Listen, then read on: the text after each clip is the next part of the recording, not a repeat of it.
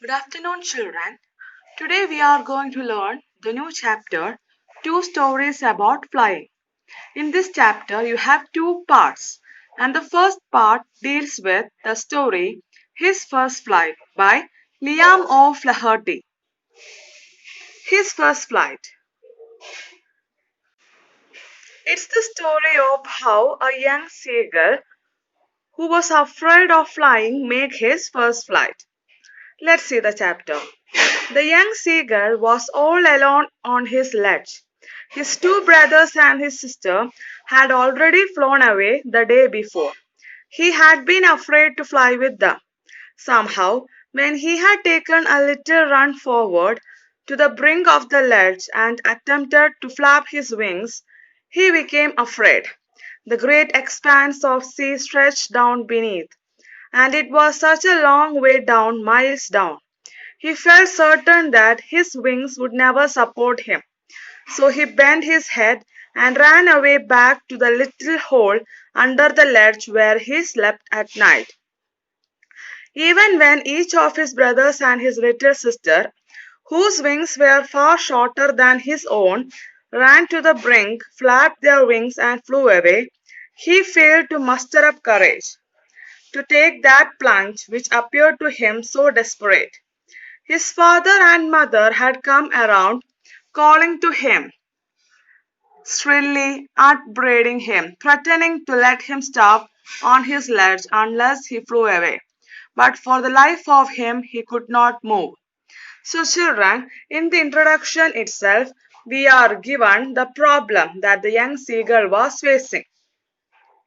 Now he was on a ledge, and actually his brothers and sisters had made their first flight, and the parents wanted the young seagull also to fly.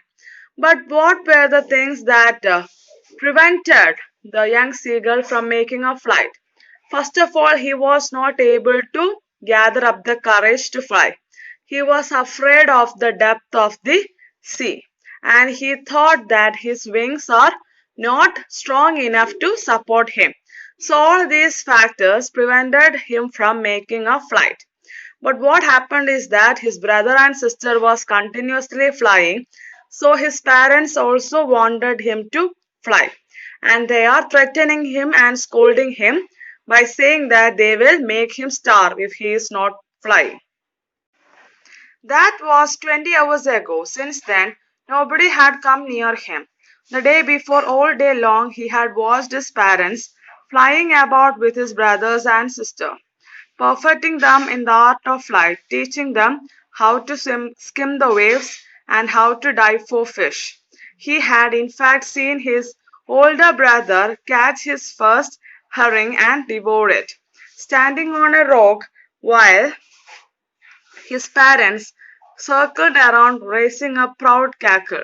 And all the morning the whole family had walked about on the big plateau midway down the opposite cliff, taunting him with his cowardice. The sun was now ascending the sky, blazing on his ledge that faced the south.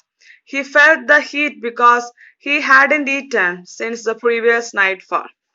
Now what happened is that for 20 hours, 24 hours, for one day, almost one day, nobody is going near him, and all the day was spent in teaching his brothers and sisters the art of flying, how to dive and catch a fish and all. And his brother had caught a fish, and he was appreciated by the proud cackle of his parents. So as the sun was getting intense, he couldn't withstand the heat as he hasn't eaten anything the previous day.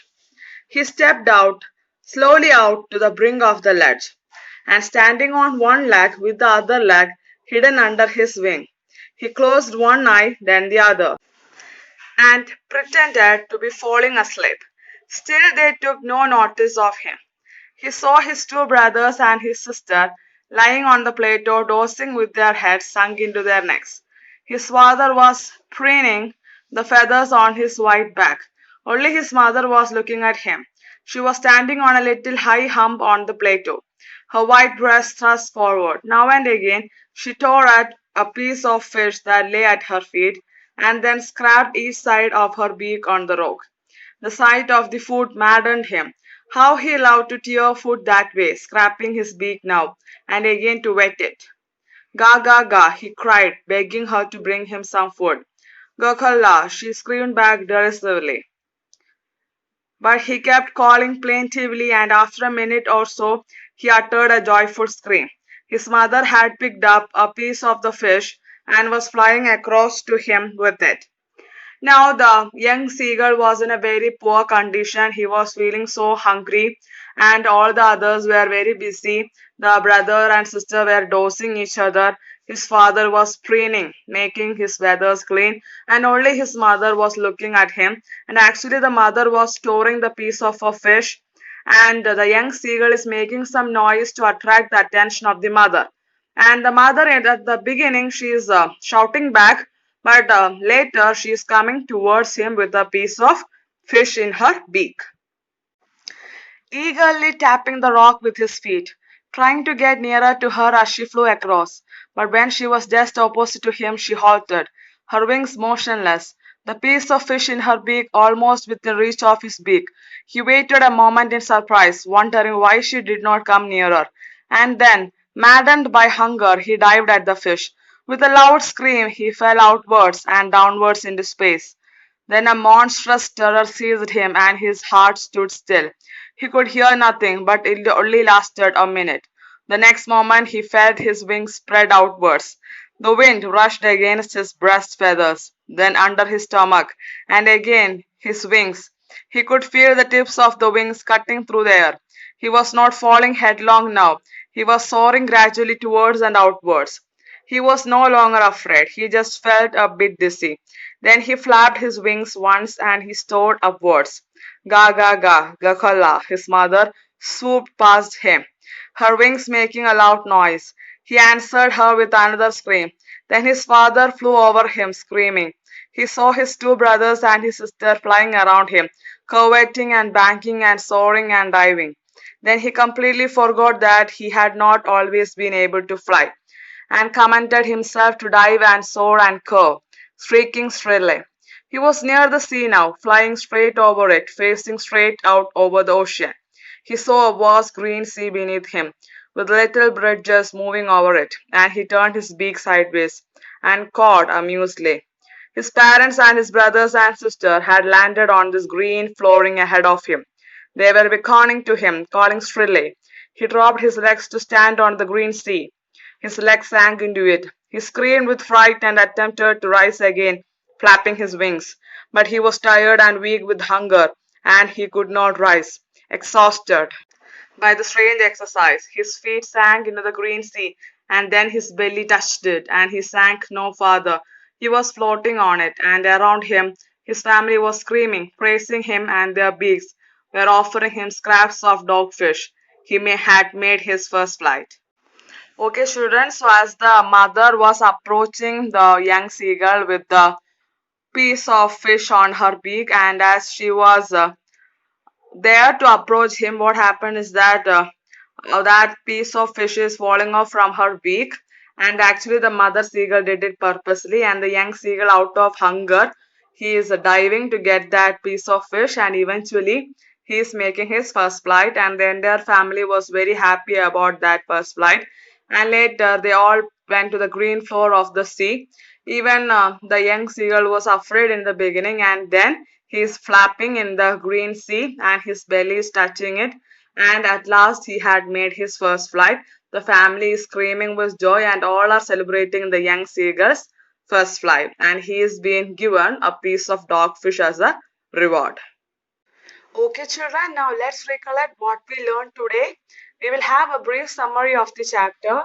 A young seagull lives with his parents, two brothers and a sister. They live under the ledge of a rock on the edge of a sea. One day, all other members fly away to a plateau across the sea. But the young seagull is afraid of flying. He fears his wings will not support him and he will fall down into the sea. So he is left behind on the ledge. He gets no food for 2 days. Now the mother acts very wisely. She wants to end her young one's fear. She knows he is very hungry. She comes flying to him. She has a piece of fish in her beak. She comes very near to the ledge, but does not land on it. The young one is mad with hunger. He dives at his mother to have the food. He falls downward into space. His wings spread outward. He flaps them and begins to fly. All his fear goes. The other members come flying around him. They make cries of joy. Then they land on the green sea. The young seagull thinks it is heartland. He also lands with them. His legs sink into the water. He cries in fear. He thinks he is going to drown, but then his belly touches the water.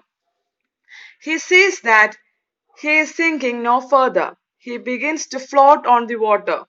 Thus, his fear of getting drowned also goes. This was his first flight. So, children, it's a very beautiful chapter about how a young seagull overcome his fear of flying and how he made his first flight. Now, let me tell you the message of this lesson. What message this chapter is giving you? His first flight is a parable. The seagulls convey the message of self confidence, motivation, and self reliance. He flapped his wings to learn flying and gain the confidence to be independent. The story conveys that when you give a man a fish and you feed him for a day, teach a man to fish and you feed him for a lifetime. The parable also stresses importance of family ties and filial support. Necessity is the mother of invention, but it sometimes needs an initial spark from outside. Okay, children, thank you.